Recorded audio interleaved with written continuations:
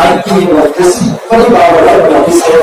اللہ سب سے پہلے نہایت ہی اچھے کے ساتھ حضور نبی رحمت محمد جناب محمد رسول اللہ صلی اللہ علیہ وسلم اپنی عقیدت کو محبت کو بیان کو پیش کیا. صلی اللہ سیدنا شفیعنا مولانا محمد بارک السلام علیکم یا رسول اللہ صلی اللہ علیہ وسلم. اللهم اشرح لي صدري ويسر لي امري واحلل عقدة من لساني يفقهوا قولي. بشر کی سربلندی میں کوئی راز ہوتا ہے. بشر کی سربلندی میں کوئی راز ہوتا ہے. جو سر بلند سر بنا وہی سرفراز ہوتا ہے. سرکار کا یہ شعر حسن ہے جہاں پہ ختم ہوتی ہے کیونکہ اپنے انسان جہاں پہ ختم ہوتی ہے وجود انسانی وہیں سے مصطفیٰ کی شان کا آغاز ہوتا ہے. نہ پوچھ ان فرقہ پیشوں کی ارادت ہو تو دیکھ. نہ پوچھ ان فرقہ پیشوں کی ارادت ہو تو دیکھ. ان کو یدے بیضا لیے بیٹھے ہیں اپنے آستانے میں آئے ہیں. یدے بیضا لیے بیٹھے ہیں اپنے آستانے میں. حضرات آج کی یہ محفل بڑی بابرکت محفل ہے. ایسی محفل کی عظمت کو سمجھنے کے لیے صرف اتنا سمجھنا کافی ہے کہ ایسی محفلوں میں صرف انسان نہیں آیا کرتے بلکہ رحمان کے فرشتے بھی حاضر ہوا کرتے ہیں. رحمان کے فرشتے بھی حاضر ہوا کرتے ہیں. اور سلف صالحین اولیاء کرام بزرگان دین یہ وہ نفوس قدسیہ ہے. یہ سارے الفاظ بظاہر تو مختلف ہے لیکن معنی کے اعتبار سے سب متحد ہے. یہی وہ حضرات ہے جنہیں پابند شریعت محافظ اسلام ہونے کا شرف حاصل ہے. ایسے نفوس قدسیہ کا ذکر محفل میں ہو، نثر میں ہو، نظم میں ہو، تقریر میں ہو، اشعار میں ہو، اجتماعی ہو، انفرادی ہو، ہمارے لیے باعث عزت و شرف ہے. جہاں ایسے نفوس قدسیہ کا ذکر ہوتا ہے وہاں باران رحمت کا نزول ہوتا ہے. باران رحمت کا نزول ہوتا ہے. یہ میں خود اپنی طرف سے نہیں کہہ رہا ہوں. مصطفیٰ جان رحمت نے ارشاد فرمایا کہ عند ذکر صالحین تنزل الرحمہ. جہاں صالحین کا ذکر ہوتا ہے، اللہ اس کے رسول کا ذکر ہوتا ہے، اللہ کے محبوبوں کا ذکر ہوتا ہے، اللہ کے مقربوں کا ذکر ہوتا ہے، وہاں پھر باران رحمت کا نزول ہوتا ہے. آج بھی اس مجلس میں ہم اس اذعان، اس ایقان اور اس یقین کے ساتھ بیٹھے ہوئے ہیں کہ رحمت و نور کی مستدار بارش میں ہم اور آپ رحمت و نور کی مستدار بارش میں ہم اور آپ نہا رہے ہیں. حضرات محترم، آج جس عظیم شخصیت غوث زماں کا عرس ہم منا رہے ہیں انہوں نے دنیا کی بادشاہت کیا ٹھکرائی. اللہ تبارک و تعالیٰ نے انہیں سارے لوگوں کے دلوں کا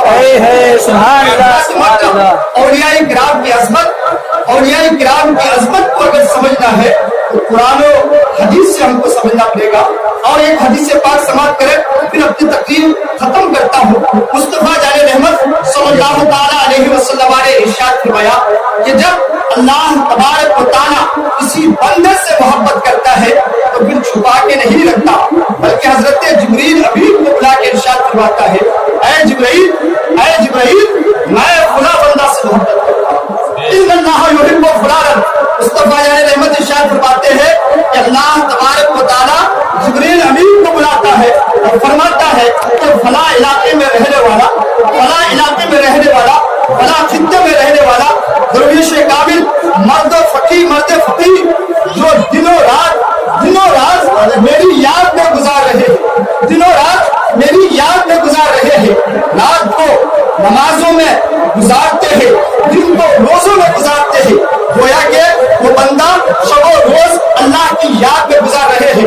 اس لیے اے جبرائیل میں اس بندے سے راضی ہو گیا اور صرف راضی ہی نہیں ہوا بلکہ میں نے اس بندے کو اپنا محبوب بھی بنا دیا. اس لیے اے جبرائیل تم بھی ان سے محبت کرو، اس لیے کہ میں جس سے محبت کروں گا تمہیں بھی ان سے محبت کرنی ہوگی. میں جن سے محبت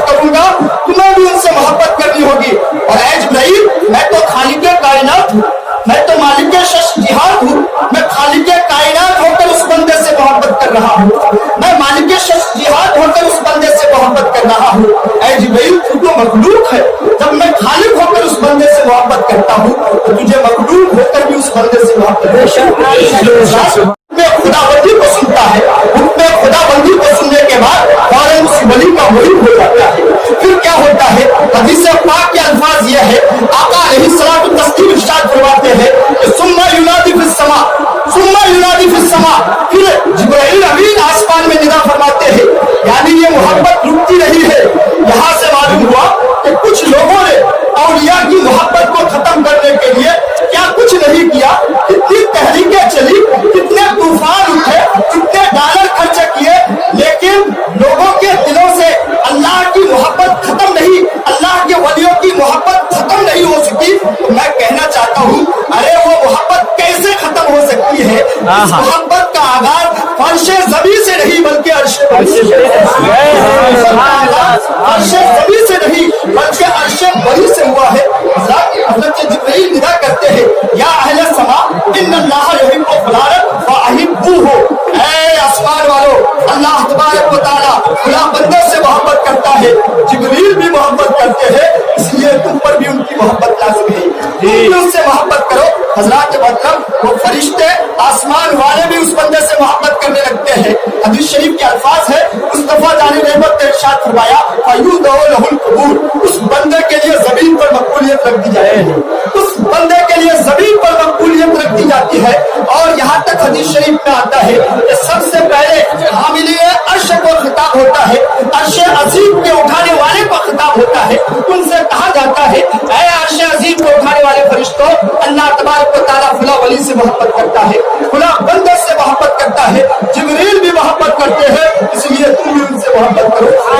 जब अर्श अजीम के उठाने वाले फरिश्ते उस बंदे से मोहब्बत करते हैं तो फिर उस वली की मोहब्बत का तज़किरा सातों आसमानों में होता है, सातों आसमानों में होता है, सातों आसमान वाले उस वली से मोहब्बत करते हैं, उस बंदे से मोहब्बत करते हैं, ज़मीन में उसके लिए मकबूलियत रख दी जाती है। उस वक्त तक किसी वली की मकबूलियत ज़मीन पर नहीं होती है, उस वक्त तक किसी वली की मकबूलियत ज़मीन पर नहीं होती है जब तक उनका चर्चा आसमानों में ना हो जाए, आसमानों में ना हो जाए, हज़रात उसके लिए मकबूलियत रख दी जाती है। आसमान के फरिश्ते नीचे उतरते हैं, जहाँ जहाँ से फरिश्तों का गुजर होता है, उस अल्लाह के वली की मोहब्बत लोगों के दिलों में पैदा होती है, उस अल्लाह के वली की मोहब्बत लोगों के दिलों में पैदा हो जाती है। और हज़रत हरम बिन हय्यान ने फरमाया कि जब कोई शख्स अपने आप को अल्लाह की तरफ मुतवज्जे करता है तो अल्लाह मोमिनों के दिलों को उस बंदे की तरफ मुतवज्जे कर देता है। मालूम हुआ, पता चला कि इंसान अपने आप को अल्लाह की मोहब्बत में इतना खालिस हो चुका है, तो शोहरत से बेनियाज है, मालो दौलत से बेनियाज है, शोहरत से बेनियाज है, नामो नमूर से बेनियाज है।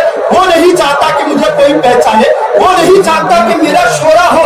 लेकिन जब कोई शख्स अपने आप को अल्लाह की मोहब्बत में फना करता है, उस मोहब्बत का सिला ये होता है कि जो शख्स अल्लाह की मोहब्बत में मरता है, अल्लाह तबारक व तआला हमेशा के लिए उसे जिंदा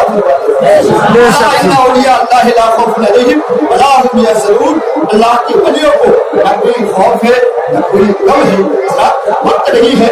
हुजूर खलीफा ताजुल औलिया तशरीफ रखते हैं। बस यही अपनी तकलीफ को खत्म करता हूँ।